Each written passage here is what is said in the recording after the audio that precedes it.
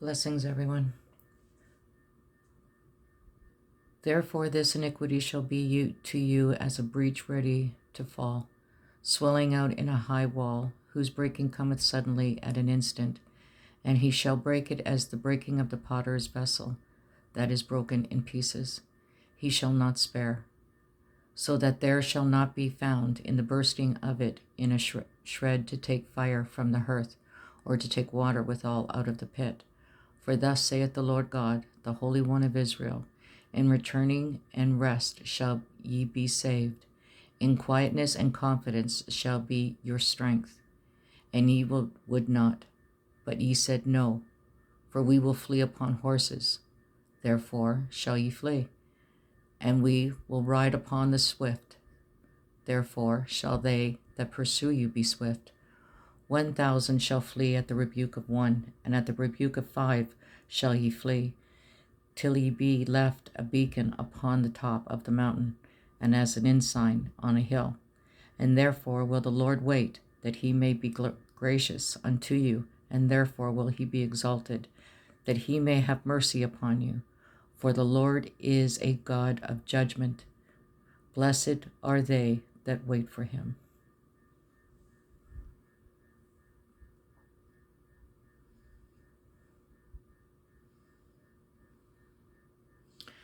I just want to say too, on the corner, I'm not sure if you can see it or not, but I put here Obama's signature, and it's a very disturbing signature actually. But you have, it looks like a fetus here, but it's what he wrote. We remember, we rebuild, we come back stronger.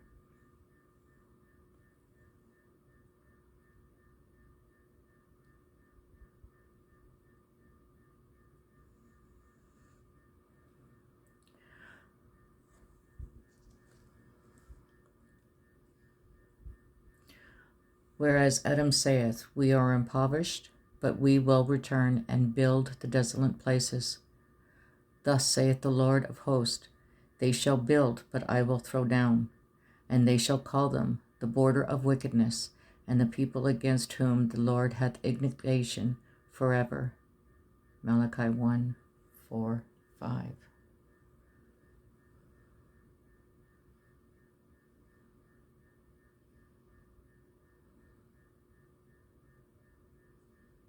Can I show you how far the Republican Party has fallen? This is a clip of Ronald Reagan in 1988 speaking about the demagogues who try to start trade wars with our allies while wrapping themselves in the American flag. Sound familiar? Watch this. Our peaceful trading partners are not our enemies. They are our allies. We should beware of the demagogues who are ready to declare a trade war against our friends, weakening our economy, our national security, and the entire free world, all while cynically waving the American flag. The expansion of the international economy is not a foreign invasion. It is an American triumph, one we worked hard to achieve, and something central to our vision of a peaceful and prosperous world of freedom. This morning, my friends, is an unlikely group with leaders from across the political spectrum who've come together with cultural leaders, artists, academics, athletes, labor activists, and indigenous militant activists. We represent the incredible regions of our beautiful country, and we are here for one reason. Our nation, our beloved Canada, is under threat. It is an economic threat, but it's also a threat to our values of decency and inclusion. It's a threat to our sovereignty and our very future as a nation. The threat comes, of course, from the President of the United States, a convicted felon, a known predator. He's threatening massive tariffs to try and break us as a people. But the threat is also being driven by the hate algorithms of the oligarchs like Elon Musk. And there is the threat from people in our own country who would sell out our birthright to appease the gangster class from Mar-a-Lago. That is not going to happen. This morning, we launched the Pledge for Canada. We have signatories from across the cultural and political spectrum. We are asking Canadians to join and sign on today. It's a plan of resistance supporting a vision of our nation and what it should be and what it is. That will not be traded away by appeasement. And it's a pledge for ordinary Canadians to hold their elected representatives to account, to defend our values that we hold dear. I've been honored to be part of this team. It started out as a small group, reaching out to other Canadian voices to try and find a way to come together in this age of Trump. And what we learned very quickly is that Canadians are proud and fiercely determined. We love our country and we will stand up for it. And what we are calling for today is an all-of-Canada approach in dealing with Trump. It's about fighting to protect all of our regions and our jobs, our linguistic, cultural, and Indigenous rights. We will not give up our belief in inclusive democracy, equity, and human rights. We need to combat the foreign interference from both the public and private actors and the manipulations of the digital platforms, and defend our people against the rule of the oligarchs. We must give priority at this time to protecting our environment, to maintain control of our water, and staying focused on fighting the climate crisis. And it's becoming very clear that to build resiliency for Canada in this increasingly turbulent world, it means actually lessening our dependency on our southern neighbor. Hear, hear. To strengthen our collective tools and institutions to build the Canada that we want, not the world that Trump is trying to create. And that means reaching out to democratic allies around the world who are determined to protect democracy from the likes of Trump and Putin. And we cannot turn away our historic role of being a humanitarian friend for those suffering in this world. Our borders must continue to welcome and protect those seeking and deserving shelter in our lands. Okay, so what does a pledge mean? Well, today is the beginning of a grassroots resistance. We're asking people from across Canada to sign their names, to join us so we can start to build this movement. This is going to be the first stage of a much broader-based resistance to defend the values of our beloved country and to respect the sacrifices of Canadians who came before us and gave their all so that other nations might live in peace. We will not squander their legacy. We are Canada, and our message to Donald Trump is we will not bend or break no matter what happens. We pledge to be there for Canada. Now we're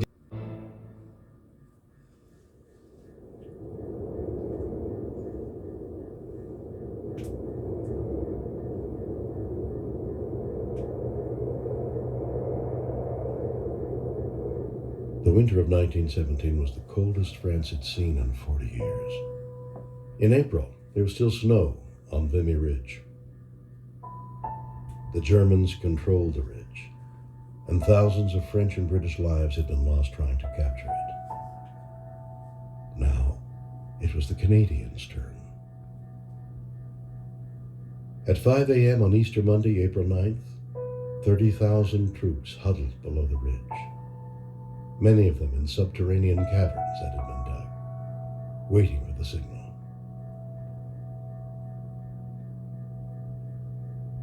The 0 hour was 5:30. The attack had been meticulously planned. Behind the lines, a replica of Vimy Ridge had been created, and the Canadians trained there until they knew the terrain as well as the Germans. They had detailed maps supplied by reconnaissance flights. If old Kaiser Bill only saw the preparations that had been made, wrote 21-year-old Lieutenant Claude Williams, he would throw up the sponge, I'm sure. Each of the 4 divisions had an objective indicated by a colored line. The black line was the enemy's forward defenses. The red line was the taking of Hill 145. The blue line included Hill 135, and the brown line was the German second line. The coordinated assaults were timed to the minute. At 5:30, more than 3,000 pieces of artillery roared. The first wave of 15,000 infantry stormed the ridge. The German machine guns were devastating, but the infantry pushed through to the front line trenches.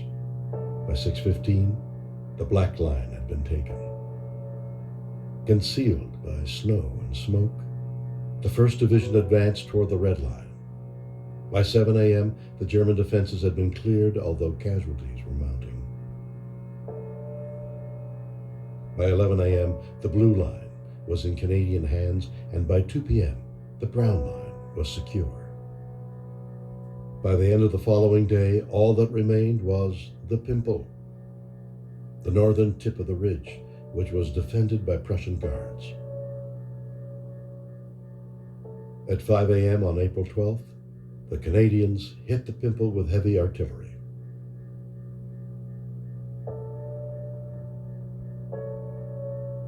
The 10th Brigade advanced and met with fierce hand-to-hand fighting. By 6 a.m., the position was taken.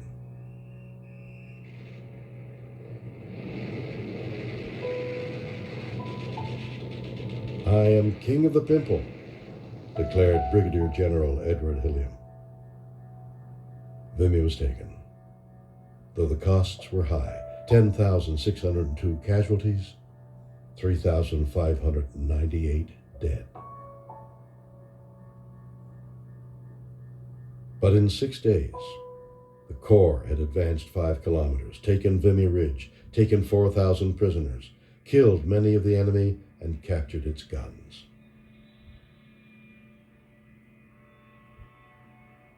"The grandest day the Corps has ever had," said Major General Arthur Currie. "The attack was carried out exactly as planned. The sight was awful and wonderful." Vimy Ridge defined the Canadian Corps. It was filled with men who had been born in Britain, but they now considered themselves Canadian. They had proven themselves as an elite corps. They had accomplished what the French and British couldn't.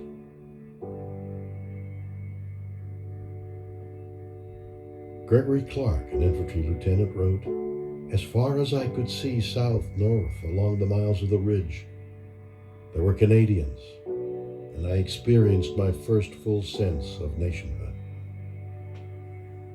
At home, the country felt the same way." Vimy Ridge became a touchstone of Canadian nationalism, our proudest moment in the war.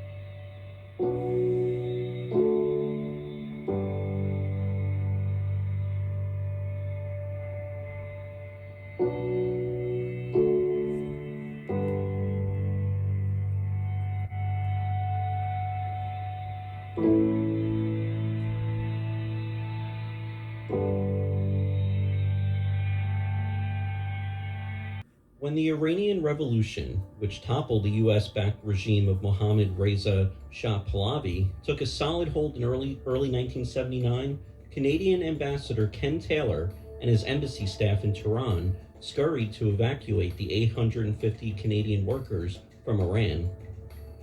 Having accomplished that, they processed thousands of applications for visas from Iranians anxious to flee the country. Meanwhile, Islamist militants stormed the U.S. Embassy on November 4th, taking 66 Americans hostage. Iran's new ruler, Ayatollah Khomeini, made their release dependent on the extradition of the Shah, who was in a New York hospital, to Iran. As the so-called Iranian hostage crisis unfolded, 14 hostages, women, African Americans, and a gravely ill individual, were released, leaving 52 Americans hostage. But 6 Americans escaped capture that day. The agricultural attaché, Lee Schatz, casually strolled through the crowd and took refuge with the Swedish embassy. 5 others were also able to make their way out of the compound unnoticed. Robert Anders, the head of the consular section, and 2 consular attachés, Joe Stafford and Mark Liek, with their wives. Picking their way cautiously through the streets, they reached the temporary security of Andrews's apartment. 4 days later, Canadian Chief Immigration Officer John Sheardon was astonished to receive a phone call from Bob Anders. Anders explained the situation and asked if he and his group could be given shelter within the next few days. Sheardon promised to consult the ambassador. He got it instantly, with the full backing of Canadian Prime Minister Joe Clark and Foreign Affairs Minister Flora MacDonald. 2 of the fugitives were sheltered by Taylor in the ambassador's home, 4 hid in the residence of John Sheardon, the top Canadian immigration official in Iran, from whom the Americans had first sought help and who had replied, quote, "Hell yes, of course, count on us," end quote. The Canadians also offered to take in any and all Tehran's foreign correspondents should they get into trouble with the unpredictable revolutionaries. Canada's American house guests hoped for a quick end to their exile, but the days and weeks stretched on. On November 27th, U.S. Thanksgiving was celebrated there, with the hostages expressing the hope that they would not be celebrating Christmas there too. Meanwhile, the dangerous threat of exposure grew. Jean Pelletier, the Washington correspondent of the Montreal newspaper La Presse, was the first to figure out what was happening. But though he had been presented with a career-making scoop and was encouraged by the paper's managing editor to break the story immediately, Pelletier refused to do so. During the course of the following few weeks, the tension mounted among the small group in Tehran. Some fretted that the Iranians might realize that not all U.S. Embassy personnel were accounted for, leading to the discovery of the hostages. Others worried that the United States might mount a rescue attempt. A successful operation to rescue the hostages might leave the Canadians' guests behind, while an unsuccessful one would only make the situation worse. Even more alarming, the story began to leak. It was accidentally spread through the Department of External Affairs when one of Taylor's reports, which had been classified secret rather than top secret, was included in a summary distributed to senior departmental officers. While the reference to Taylor's guests was an oblique one, the leak was dangerous. In mid-November, Taylor ordered his military head of security, Sergeant Claude Gauthier, to begin shredding embassy documents. At least 3 times the overworked shredder blew out the electrical fuses before the job was finished late in the month. Early in the new year, an American, Antonio Mendez, head of the authentication branch of the CIA's Office of Technical Services and a documents and disguise specialist, arrived in Ottawa. Clark's government had already issued Canadian passports for the 6 hostages, who would be passed off as Canadian filmmakers connected with a dummy film company that Mendez had set up in Hollywood to explore a possible production in Iran. With the help of people from the motion picture industry, including renowned makeup artist John Chambers, the CIA had cooked up a scheme in which the 6 Americans were to pose as members of a film crew scouting locations in Tehran for a fictitious Hollywood science fiction movie called Argo. Mendez, along with Chambers, a makeup artist who had won an honorary Oscar for his work on Planet of the Apes, gave Spock his pointy ears, and had assisted the CIA on old assignments, teamed up with another makeup artist, Bob Seidel, who later worked on E.T. Together, they opened a production office in Los Angeles, created business cards for their fictional company, Studio 6 Productions, and developed backstories and career histories for the 6 escapees. On Taylor's advice, it was decided that the only way out of Iran was through the airport on a regularly scheduled flight. In bureaucratic jargon, the operation was referred to as the exfiltration of the American hostages. 6 seats were booked on a Swiss Air flight leaving at 7:35 in the morning on Sunday, January 27, 1980. As a backup, seats were also booked on subsequent KLM, Air France, and British Airways flights. The house guests had to memorize their cover stories, take on fake personas, and carry fake documentation that would allow them to surreptitiously pass through the Revolutionary Guard security at the Tehran airport. The film crew navigated its way nervously through the airport, but the 6 passed through airport security and immigration checks with no difficulty. The Swiss Air flight was an hour late in leaving, but otherwise there were no hitches. After 2.5 months of house arrest, the 6 American hostages were free and safe. In the wake of the daringly successful escape, the United States celebrated Canada and Taylor. Thank you Canada signs proliferated, letters of gratitude poured into Ottawa, and the U.S. Congress struck a gold medal in the ambassador's honor. The CIA's role did not become public until 1997.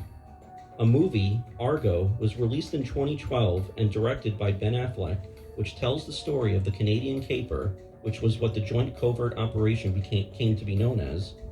The film won an Academy Award for Best Picture.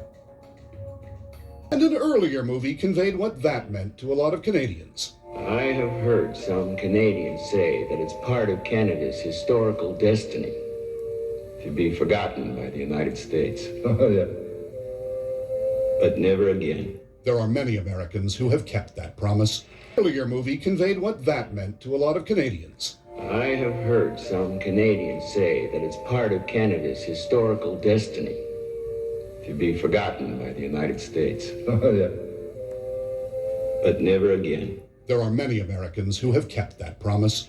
At Madison Square Garden just a few months ago, That is Ambassador Ken Taylor from Canada. the sight of Ken Taylor in the crowd brought New Yorkers to their feet. Heroes forever. Modest about his own role, Taylor has often just pointed to a bond between countries. U.S. citizens do believe that in Canada they have a special friend. And in the history of that friendship, Ken Taylor will be remembered for the gratitude of one country and for the pride of the other.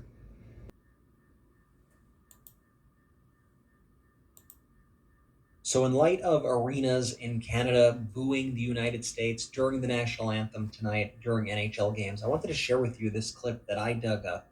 This is an example of the relationship of Canada and the United States before Donald Trump. In this clip that I'm about to show you, what happens is the singer of the U.S. national anthem's mic cuts out, and the Canadians in the crowd do something incredible. They join right in and have her back, and they sing the entire rest of the Star-Spangled Banner, every single word. This here was an example of the relationship between the United States and Canada. This is how it's supposed to be, and this is what Donald Trump screwed up. Before I play this, just a quick reminder for you to follow the Midas Touch podcast on Apple Podcasts or Spotify or anywhere you listen to audio podcasts. Okay, check this out.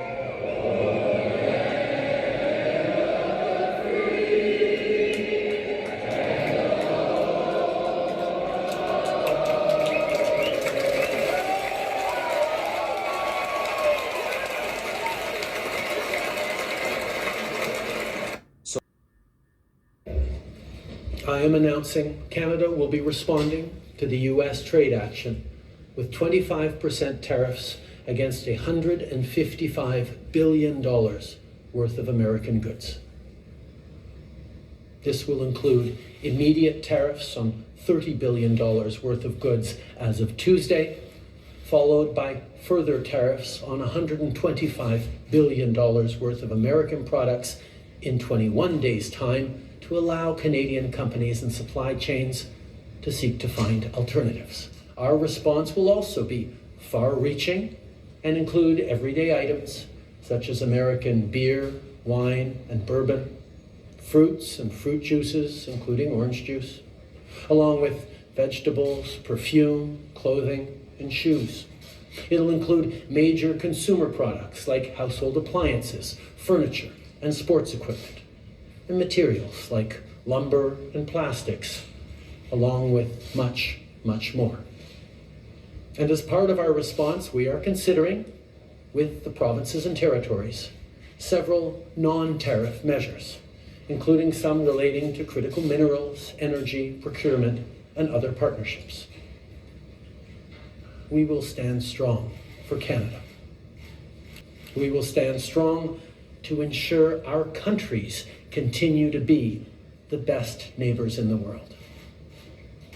We will stand strong to ensure our countries continue to be the best neighbors in the world. Friends and neighbors. This is a choice that, yes, will harm Canadians, but beyond that, it will have real consequences for you, the American people. As I have consistently said, tariffs against Canada will put your jobs at risk, potentially shutting down American auto assembly plants and other manufacturing facilities. They will raise costs for you, including food at the grocery stores and gas at the pump. They will impede your access to an affordable supply of vital goods crucial for U.S. security, such as nickel, potash, uranium, steel, and aluminum. They will violate the free trade agreement that the President and I, along with our Mexican partner, negotiated and signed a few years ago. Together, we've built the most successful economic, military, and security partnership the world has ever seen. A relationship that has been the envy of the world.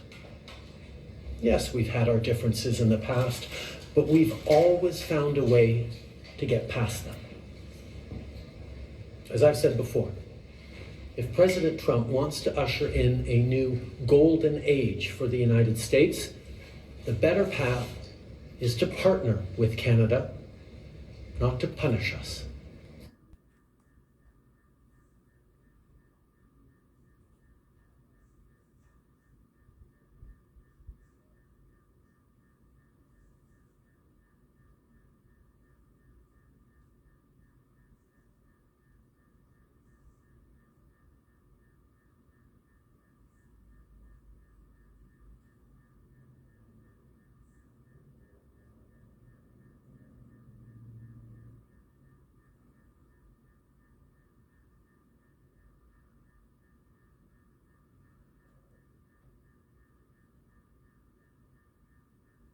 The 10th region that completes the global government of the beast.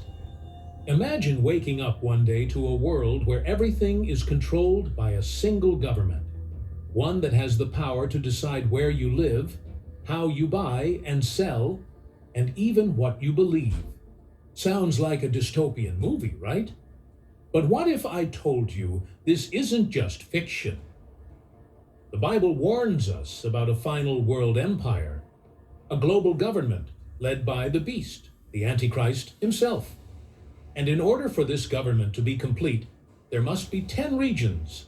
Due to the signs that show that this is about to happen, many say the 10th region that completes the global government of the beast is about to be formed. Is this true? These 10 regions aren't just random countries. They are powerful blocks, each controlling vast portions of the world under the authority of the Antichrist. But what happens when all 10 are in place? The countdown to the final reign of the beast begins. The idea of a 10-region global government isn't something new. It was first seen in a vision by the prophet Daniel over 2,500 years ago. He saw a terrifying beast with 10 horns, each horn representing a kingdom that would rise in the last days. Daniel 7 talks about 10 horns on a frightening beast, while Revelation 17 verse 12 says, "The 10 horns you saw are 10 kings who have not yet received a kingdom, but who for 1 hour will receive authority as kings along with the beast." But here's the thing. What secret meetings are happening behind closed doors that could be shaping the global government right now? And if those doors ever open, will we be prepared for what steps out? This is just the beginning. These 10 kings stand for 10 nations or leaders who will rise to power in the last days. They will join forces under the Antichrist, creating a world system that turns against God. But here's the big question. Are we already seeing signs that this prophecy is happening now? or worse? Have we already crossed the point of no return? Let's look at Daniel's vision in chapter 7. Daniel sees 4 beasts, each representing a kingdom. But the last beast is different. It's stronger, scarier, and has 10 horns. Now, this is where it gets even more exciting. Daniel saw a small horn rise up among the 10, speaking proud words and taking control. We've seen the prophecy, but what about the evidence? This little horn is the Antichrist, who will use these 10 nations to rule the world. But here's the twist. These 10 nations may look strong, but they're actually weak.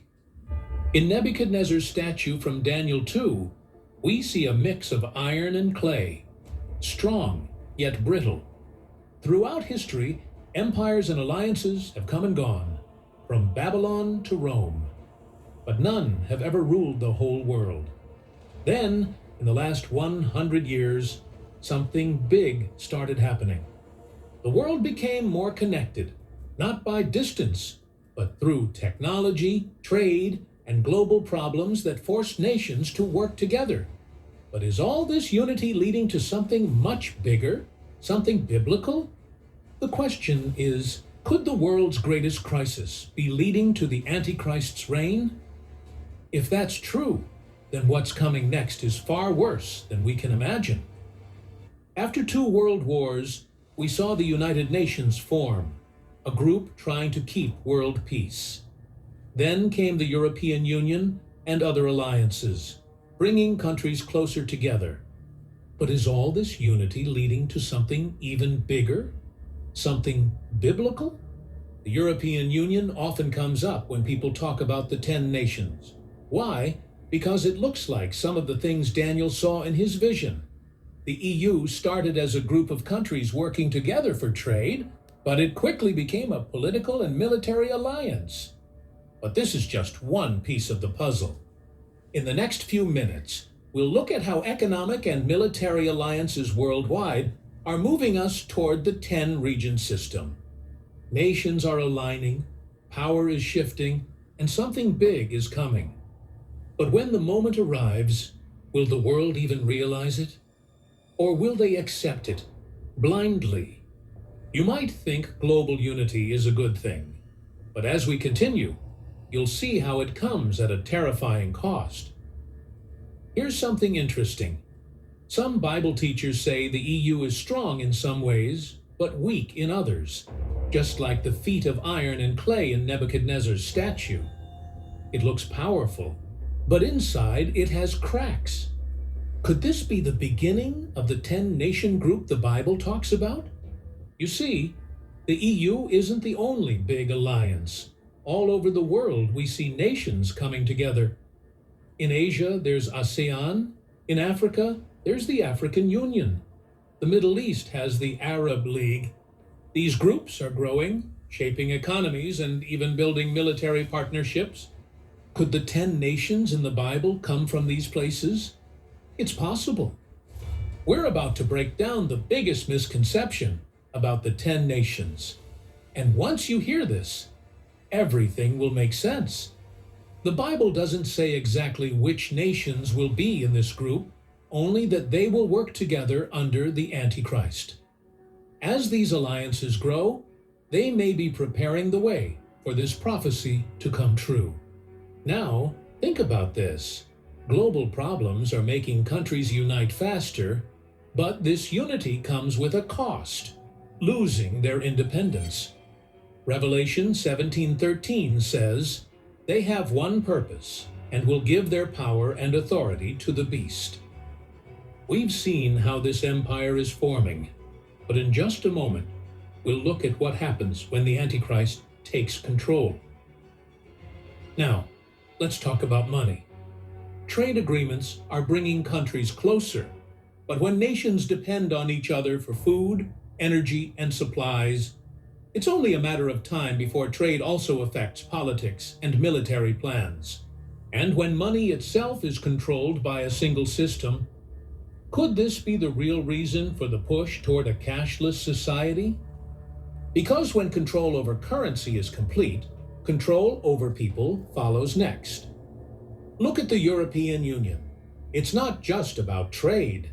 It has its own currency and rules that impact millions of people. Other groups like the World Trade Organization and trade deals like NAFTA have changed entire economies. But there's a problem. When one country struggles, the others feel it too. Could this be what binds the 10 nations together? New types of money, like Bitcoin and central bank digital currencies, CBDCs, are changing how people use money. Imagine a world where countries share one digital currency.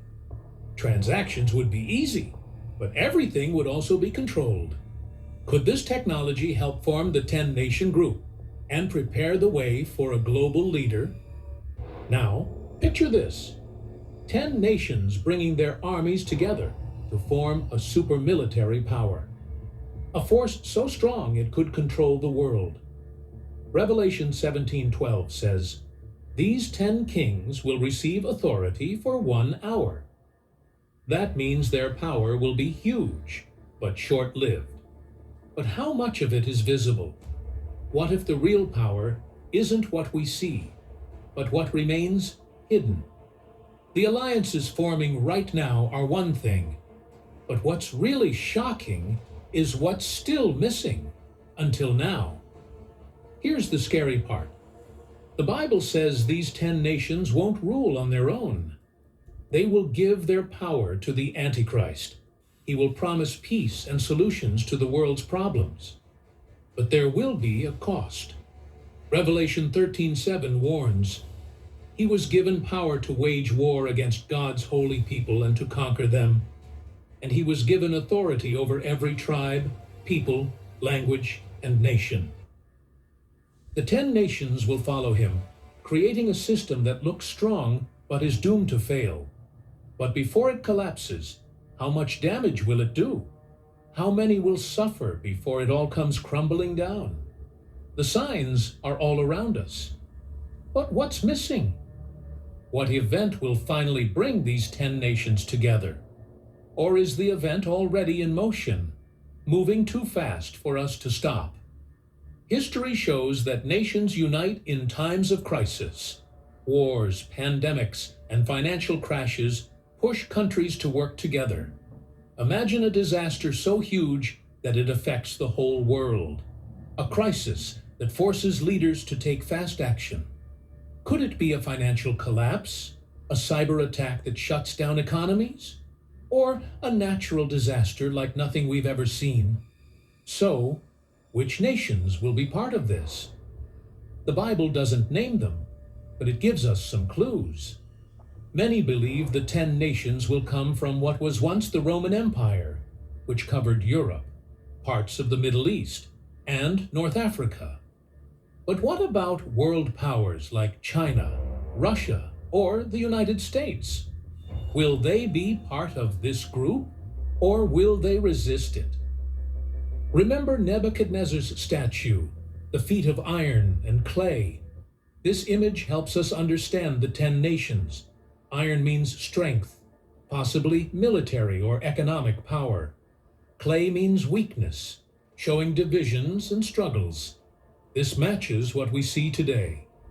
Nations join forces, but their alliances are often shaky, full of mistrust and competing interests. Is this why the Bible says the kingdom will be partly strong and partly weak? The coalition may look powerful on the outside, but its foundation is weak. Brexit showed us how fragile unity can be when different countries want different things. Now think about 10 nations trying to work together on a global scale. Can you imagine the confusion and arguments behind closed doors? But here's the thing. This chaos might be exactly what the Antichrist will use for his own plan. He will present himself as the one who can bring peace to the disorder. Nations will trust him, at least for a little while. But the Bible tells us this coalition, no matter how strong it looks, is doomed to fail. Revelation 17 verse 14 says, They will wage war against the Lamb, but the Lamb will triumph over them, because he is Lord of lords and King of kings. Even though these 10 nations may become powerful, their rebellion against God will lead to their downfall. This is both a warning and a comfort for believers. It reminds us that God's kingdom is unshakable and will last forever. But for the world, it's a wake-up call to see the signs before it's too late. So, what does this mean for us today? Are we just watching, or do we have a role to play in this prophecy? If you look around, the world is becoming more connected, but also more fragile. Global unity is no longer just a nice idea. It's being pushed as something we all need. But here's the problem. Unity can be a double-edged sword. It looks like a good thing at first. Leaders gather for big meetings, shake hands, give speeches, and promise to solve the world's problems. Everything looks so polished, like a well-planned show. But underneath, there's tension. And here's the catch. Every time there's a crisis, the solution usually requires giving up a little more freedom and a little more independence. Borders start to fade, laws change, and more power goes to global organizations. Could these crises be leading us to the 10-nation coalition the Bible talks about? Is this push for unity more than just a response to world problems? Because if it's a trap, it will only be revealed when the door has already slammed shut. If so, who's really pulling the strings? And what happens when those strings are finally pulled tight? Here's what's both fascinating and a little scary. The alliances we see today look strong, but they're actually weak. Yes, these advancements are impressive. They solve problems and make life easier. But at the same time, they centralize power. Imagine a world where every transaction, every movement, and every decision is watched and controlled. Is it crazy to think that technology could play a role in bringing the 10 nations together, or even help the Antichrist take control? The pieces are falling into place faster than we realize. But is it a puzzle or a cage? And once it's complete, will there be any way out? I know this might feel overwhelming. It's easy to look at the world and feel like everything is spinning out of control. But let me remind you, God is not surprised by any of this. The question is, are we just watching, or do we have a role to play in this prophecy? The Bible isn't just a book of old stories. It's a roadmap showing us what's happening now and what's coming next. Even though the world feels chaotic, God's plan is still unfolding exactly as He said it would. Here's why this matters. The 10 nations aren't just a future event. They are a reminder that God's word is true and that His plan is in motion. So, when we see global leaders pushing for unity, it's not a reason to panic. It's a reason to prepare. The Bible doesn't tell us these things to scare us. It tells us so that we can recognize the signs and stand firm in our faith. But what if standing firm comes at a greater cost than we ever expected? But the time is short. The pieces are falling into place faster than we realize. No matter how powerful these nations seem, they will fall before the King of Kings. Daniel 7:14 reminds us, His dominion is an everlasting dominion that will not pass away, and His kingdom is one that will never be destroyed.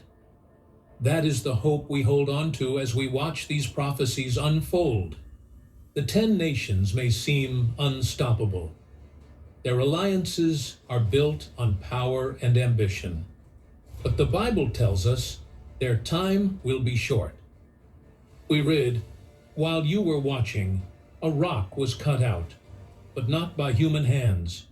It struck the statue on its feet of iron and clay and smashed them. Then the iron, the clay, the bronze, the silver, and the gold were all broken to pieces and became like chaff on a threshing floor in the summer.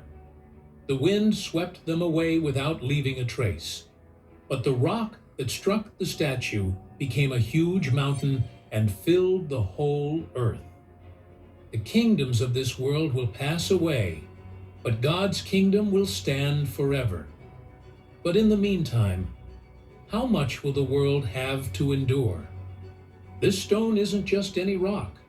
It's a sign of God's kingdom, eternal, unstoppable, and unlike anything this world has ever seen. The statue stands for the kingdoms of this world, built on human pride, power, and wealth. But no matter how strong they look, they all stand on a weak foundation, iron mixed with clay. When the stone strikes, the whole statue falls apart. This shows us that no power on earth can stand against God's kingdom.